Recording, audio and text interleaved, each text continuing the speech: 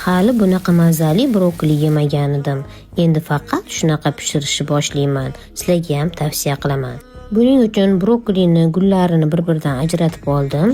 Yarim soatga qo'yib qo'ydim, chunki undagi onkologiyaga qarshi kurashadigan sulforafan moddasi paydo bo'lishi uchun. Keyin esa 1-2 minut suvda qaynatib olib, ozginadan zaytun moyi quyamiz. Keyin esa stakan orqasi bilan ezib chiqib, ustidan murch, qizil bulg'or qalampiri sepib, yana ustiga qirg'ichdan o'tkazilgan pishloqni qo'yib, 10-15 minutga duxovkaga yuboramiz. Video yoqqan bo'lsa, yaqinlaringizga yuborib qo'ying. Profilimga obuna bo'lishni unutmang. Like bossangiz juda ham xursand bo'laman. Retseptni esa saqlab qo'ying. Sousini tayyorlash ham juda ham oson. Retseptini tavsifda yozib qoldiraman.